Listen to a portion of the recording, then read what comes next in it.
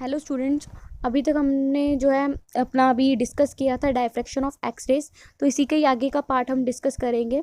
तो मैंने आपको बताया था कि कोई भी एक्स रेज है उनका अगर मुझे डायफ्रैक्शन कंडीशन निकालनी है, कैलकुलेट करनी है, तो दो तरह से हम कैलकुलेट कर सकते हैं। तो दो मेथड थे, जो उसमें से फर्स्ट मेथड था वो था WL Bragg, and the second method to calculate the diffraction of X rays is given by von Laue. तो आज हम जो पढ़ेंगे वो कौन सी है treatment, that is Bragg's treatment. So WL Bragg ने जो है बेसिकली क्या किया था, एक साइंटिस्ट थे, उन्होंने जो है एक्सरेज की डायफ्रैक्शन कंडीशन निकाली थी। तो उनका जो रिजल्ट निकला था वो बहुत ही ज़्यादा सिंपल था। ठीक है, जिस मॉडल से उन्होंने जो रिजल्ट निकाला था वो बहुत ही सिंपल मेथड था। तो हम देखते हैं कि उन्होंने अपने ट्रीटमेंट के अंदर क्या मॉडल डिस्कस किया था, क्या मॉडल से उन्होंने जो है एक्सरेज डायफ्रैक्शन कंडीशन निकाली थी।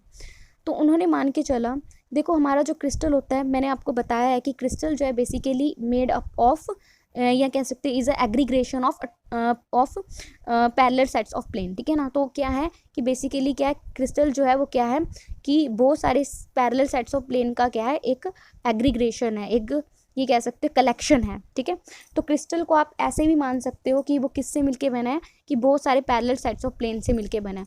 तो यहाँ पे मैंने जो है एक ही डायरेक्शन, एक पर्टिकुलर डायरेक्शन, मतलब फर्स्ट मैंने डायरेक्शन तो इस तरह से भी ले सकते हो आप, तो कोई भी डायरेक्शन आप चूज़ कर सकते हो। तो मैंने ये डायरेक्शन, मैंने क्रिस्टल को मैंने कहा कि ये क्रिस्टल जो है मैंने इस डायरेक्शन में कंसीडर करके चली। ठीक है, कि ये जो है इस तरह के पैरेलल सेट्स ऑफ प्लेन से मिलके बना है। ठीक है, तो WL ब्रैग ने क्या कहा, उन्होंने कहा कि हमें जो भी डायफ्रैक्टेड बीम है उसको हम कैसे, जो हमें डायफ्रैक्टेड बीम मिल रही है वो बेसिकली कैसे मिल रही है, कि जब भी कोई एक्स रेज को हम क्या करेंगे, इन पैरेलल सेट्स ऑफ प्लेन्स में से पास करेंगे, तो हर जो है प्लेन जो है वो किसकी तरह एक्ट करेगा, आपका मिरर की तरह एक्ट करेगा। तो जब भी इंसिडेंट बीम इसके ऊपर, इन एटॉमिक्स प्लेन के ऊपर फॉल करेगी, तो उसमें से हर प्लेन जो है अपने में से कुछ फ्रैक्शन जो है एक्स रेज क्या कर देगा, रिफ्लेक्ट कर देगा। ठीक है, हर प्लेन अपने में से क्या कर देगा, कुछ fraction of X rays reflect कर देगा। अब देखो यहाँ पे मिरर का काम क्या होता है कि 100% जो भी लाइट आ रही है आपको, उसको क्या करके देना, रिफ्लेक्ट करके देना। तो उसमें से 99% वो क्या करके देता है, आपको रिफ्लेक्ट करके देता है। पर यहाँ पे हमारा केस डिफरेंट है। यहाँ पे क्या है, ये एटॉमिक प्लेन्स का काम तो यही है कि रिफ्लेक्ट करना, पर यहाँ पे जो भी लाइट इनके ऊपर फॉल करेगी, एक्स रेज फॉल करेंगे, इसमें से ये क्या करेंगे, अपने में से 5 या हर प्लेन अपने में से 5 या 10% जो है रिफ्लेक्ट करेगा, और बाकी क्या कर देगा, अब्जॉर्ब कर देगा। अब्जॉर्ब करने का मतलब यहाँ पे ये है कि जो एक्स रेज है, हर प्लेन 5 से 10% उसने रिफ्लेक्ट कर दिया, तो आगे क्या होगा, ताकि क्या हो सके कि जो भी बीम आ रही है वो डीपर से डीपर जो है हमारे क्या हो सके, क्रिस्टल के अंदर जा सके। कि अगर वो सरफेस से ही रिफ्लेक्ट कर देता पूरी लाइट को, तो अंदर क्रिस्टल की लाइट तो जा ही नहीं पाएगी, अंदर एटॉमिक प्लेन्स की लाइट जा नहीं पाएगी। तो इस करके जो है हर सरफेस क्या करता है, 5 से 10% रिफ्लेक्ट कर देता है। तो बीम जो भी आएगी, हर सरफेस 5 से 10% रिफ्लेक्ट कर देगा, बाकी क्या करेगा, ऑब्जॉर्ब कर लेगा। ठीक है, तो हर बार जो क्या करेगा, हर प्लेन जो है हर बार क्या करेगा, 5 से 10% रिफ्लेक्ट करेगा, बाकी ऑब्जॉर्ब करता हुआ चलेगा। सो ये ही इंपॉर्टेंट है इसके अंदर, कि हर प्लेन जो है क्या कर देगा, कुछ फ्रैक्शन ही रिफ्लेक्ट करेगा, बाकी क्या कर लेगा, ऑब्जॉर्ब कर लेगा। ऑब्जॉर्ब करने का मतलब ये है कि जो है लाइट जो है वो क्या हो सके, आराम से काफ़ी डीपर इनसाइड जो है अपने क्रिस्टल के अंदर जो जा सके। ठीक है, अगर वो पहले ही 100% रिफ्लेक्ट कर देता है लाइट, तो एक्स रेज पहले ही 100% निकल जाती, तो फिर और अब्जॉर्ब करी आगे जो एटॉमिक प्लेन्स हमारे पास है उनके अंदर तो ये जा ही नहीं पाती।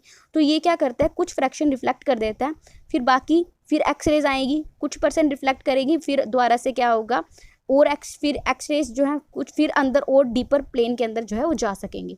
ठीक है, सो हमें जो अब हमें यहाँ पे क्या हो रहा है कि जब एक्स रेज आई, ठीक है ना, आफ्टर रिफ्लेक्शन हमें क्या मिली, डाइफ्रैक्टेड बीम मिली। ठीक है, सो डाइफ्रैक्टेड बीम जो है ना, बेसिकली ये जो बीम यानी कि ये जो रेडिएशंस निकल रही हैं, अगर ये इनका हम मान के चलते हैं कि ये जो रेडिएशंस है इनका जो फेस है वो क्या है, आपका कंस्ट्रक्टिव है। ठीक है ना, जो भी रेडिएशंस निकली, ठीक है ना, जैसे ये प्लेन था, ठीक है, इसमें से पास करी, तो जो भी हमारे पास आफ्टर रिफ्लेक्शन जो हमें प्लेन में से जो रेडिएशंस निकली, उनकी जो है कंस्ट्रक्टिव इंटरफेरेंस है, तो हमें क्या मिल जाएगा, डायफ्रैक्शन पैटर्न हमें मिल जाएगा। कंडीशन ऑफ कह सकते हो ना, कि हम क्या कैलकुलेट कर सकते हैं, condition of diffraction of X rays, ठीक है ना।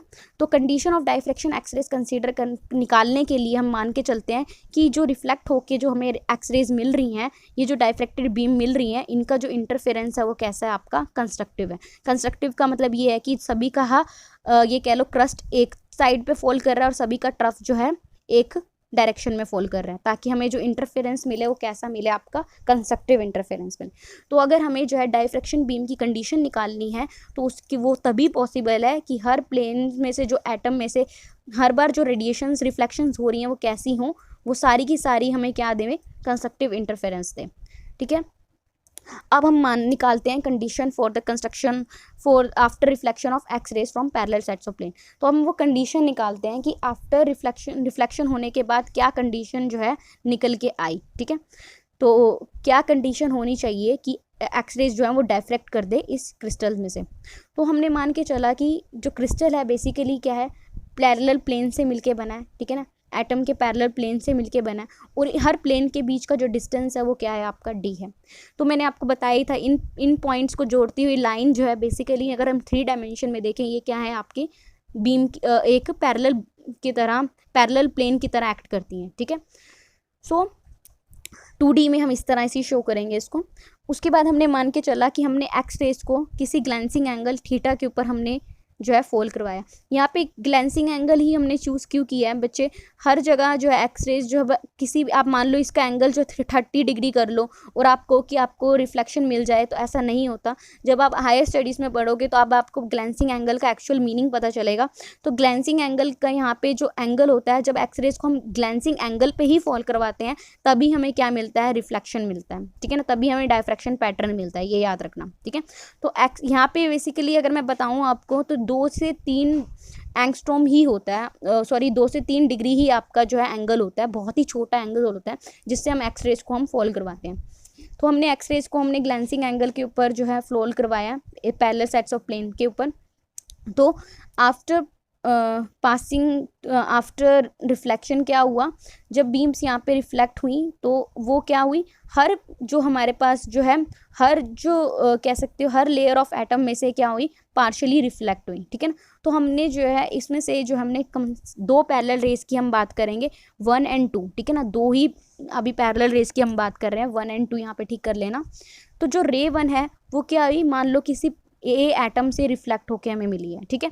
और रे 2 जो है उसके जो नीचे जो एटम प्रेजेंट है, एग्जैक्टली उसके जो नीचे एटम प्रेजेंट है वहाँ से रिफ्लेक्ट होके हमें मिली है, ठीक है।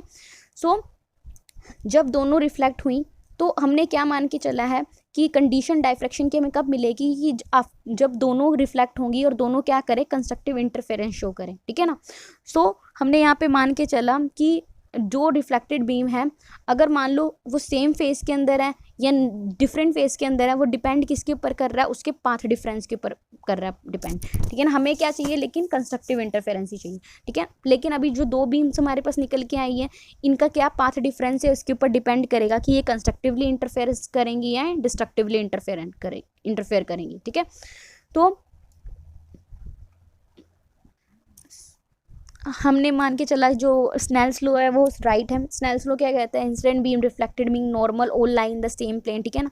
तो ये हम मान के चल रहे हैं। तो हम क्या कैलकुलेट करते हैं, हम पाथ डिफरेंस निकालते हैं, ठीक है। क्योंकि हमने बताया कि जो रेज हमारे पास निकल के आ रही हैं वो कंस्ट्रक्टिवली इंटरफेयर करेंगी या डायफ्रैक्टिवली इंटरफेयर करेंगी, that depend upon the path difference. तो हमें क्या निकालना पड़ेगा, पाथ डिफरेंस कैलकुलेट करना पड़ेगा। अब देखो बच्चे, रे 1 जो है हमारे पास वो यहाँ से लेके यू मूव कर गई, ठीक है।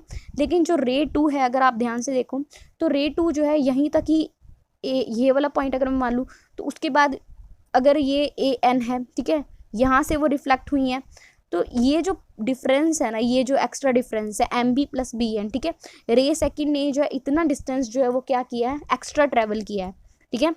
तो होना क्या चाहिए था कि वो यहाँ तक आती और फिर रिफ्लेक्ट होती, लेकिन ये M B plus B N जो है उन्होंने जो एक्स्ट्रा डिस्टेंस जो है वो ट्रैवल किया है, ठीक है। तो हमने क्या किया, ये ए से था, हमने ए एम और ए एन हमने जो है 2 परपेंडिकुलर ड्रॉ किए रे 2 पे। तो हमने देखा जो उसने एक्स्ट्रा डिस्टेंस जो ट्रैवल किया है वो कौन सा है, आपका एम बी बी एन। क्योंकि आप देखोगे यहाँ से लेके आप देखोगे कि अगर हम क्या करें, 2 रेज जो है ना, ए अगर मैं ए और एन, ठीक है ना, यहाँ तक जो है, अगर यहाँ ए एन व से आगे अगर मैं देखूँ तो दोनों सेम डिस्टेंस ट्रेवल कर रही हैं, लेकिन ये जो डिस्टेंस है एम बी बी एन, ये जो है क्या है, एक्स्ट्रा रे 2 ने ट्रैवल किया है, तो एम बी बी एन हमें कैलकुलेट करना पड़ेगा। तो M B is basically A M B, अगर मैं ट्राइंगल से देखूँ तो यहाँ पे हमारे पास एम बी क्या निकल के आएगा, हमें पता है जो distance between the two parallel plane है वो डी है, ठीक है। सो एम बी अगर मुझे कैलकुलेट करना है, ठीक है, एम बी अपॉन में अगर मैं करूँ A B, that is basically क्या है, साइन थीटा, ठीक है। एम बी हमने परपेंडिकुलर ड्रॉ किया है ना, ठीक है ना, एम बी अपॉन में ए बी, ये क्या है हमारे पास, साइन थीटा के इक्वल है, तो एम बी हमारे पास क्या हो जाएगा, ए बी साइन थीटा। तो यहाँ से हमारे पास एम बी और बी एन दोनों क्या निकल के आए, ए बी साइन थीटा, यानी ए बी क्या आपके पास, डी साइन थीटा, क्योंकि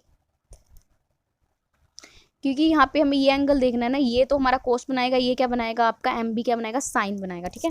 तो एम बी और ए एन बी एन हमारे पास क्या निकल के आए, डी साइन थीटा।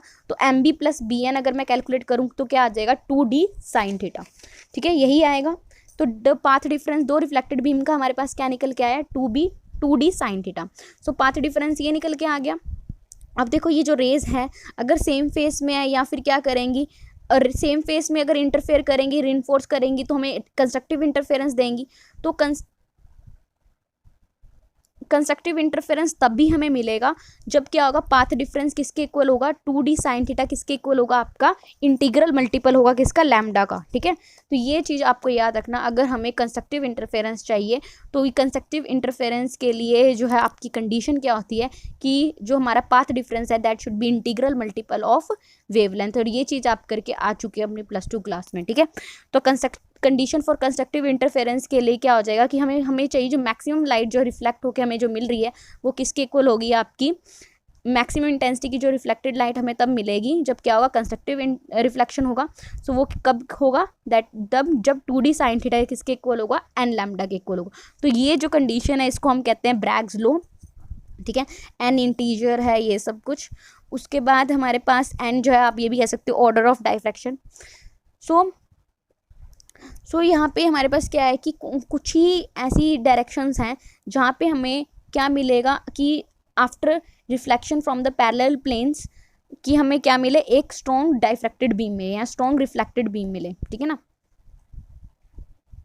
कि मतलब कि कुछ ही एंगल्स पे हमें ऐसा हो सकता है कि हमें क्या मिले कि एक्सरेज जब पैरेलल प्लेन्स में से पास करे और हमें क्या इंटरफेयर करके जो हमें क्या दे दे, रिफ्लेक्टेड बीम दे दे, स्ट्रॉन्ग रिफ्लेक्टेड बीम दे दे, ठीक है ना। सो अब यहाँ पे मैंने एक बार आपको बताया था कि मान लो जो एक्सरेज हैं वो किसी भी आर्बिट्री एंगल थीटा के ऊपर अगर फॉल करेंगी, ठीक है, तो अगर हम फॉल करवाएंगे तो वो रिफ्लेक्ट नहीं होंगी, ठीक है।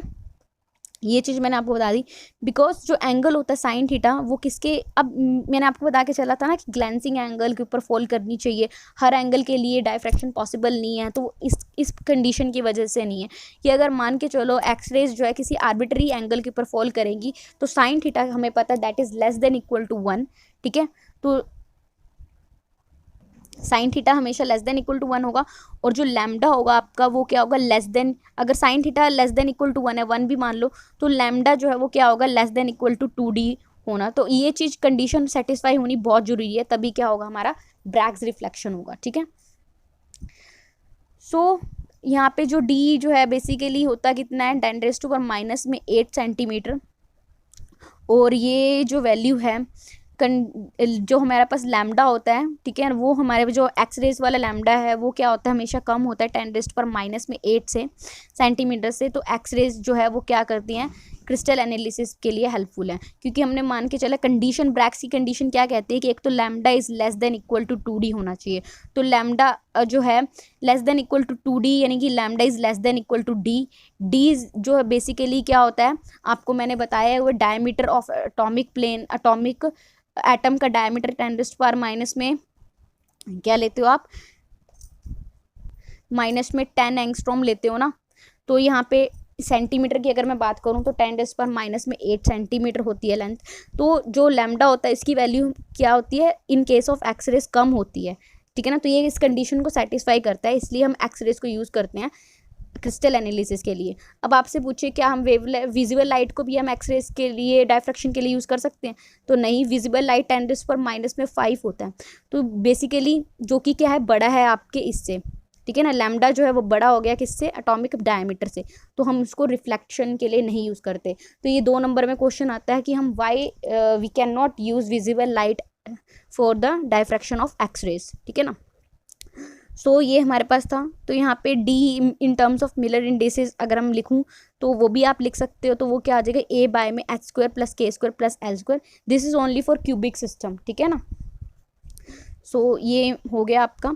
उसके बाद करैक्टरिस्टिक्स ऑफ एक्सरेज और देख लो, कि इससे हमें ये पता चला कि हम इससे ये पता लगा सकते हैं कि किस तरह से जो है लेटिस जो है वो पीरियोडिकली अरेंज्ड है, एटम्स कैसे पीरियोडिकली अरेंज्ड हैं, ठीक है। इससे हमें ये पता चलता है ब्रैग्स लॉ से। ब्रैग्स लॉज का मतलब ये नहीं है कि हम ये पता लगा सके कि किस तरह से जो है जो एटम है वो हर लेटेस्ट पॉइंट के साथ अरेंज्ड है, हम ये नहीं, उसका मतलब ये नहीं होता। हम सिर्फ ये बता सकते हैं कि हमारा लेटेस्ट क्या है, पीरियोडिकली अरेंज्ड है, यानी कि एट हर पॉइंट के बाद जो सेकंड पॉइंट हमें किसी एक पर्टिकुलर डिस्टेंस के बाद हमें मिलेगा, ठीक है। उसके बाद है कि जो ब्रैग्स रिफ्लेक्शन है वो सिर्फ उन्हीं वेवलेंथ्स के लिए होगी जहाँ पे lambda is less than equal to 2d होगा, बाकी किसी के लिए नहीं होगा। और सेम ऑर्डर सेम स्पेसिंग के लिए थीटा जो है, अगर हम सेम ऑर्डर यानी n सेम रखें, स्पेसिंग यानी कि d सेम रखें, तो थीटा जो है वो डिक्रीज़ होता है जैसे वेवलेंथ डिक्रीज़ होती है। अगर हम थीटा को डिक्रीज़ करेंगे तो वेवलेंथ, बेसिकली आप इसको भी फिक्स कर रहे हो, d को फिक्स कर रहे हो, n को फिक्स कर रहे हो, तो थीटा का वेरिएशन किसके साथ है, लैम्डा के साथ है। तो थीटा अगर डिक्रीज़ करेंगे तो लैम्डा भी क्या होगा, डिक्रीज़ होगा। सो ग्लेंसिंग एंगल जो है वही यूज़ करते हैं हम लोग स्टडी करने के लिए।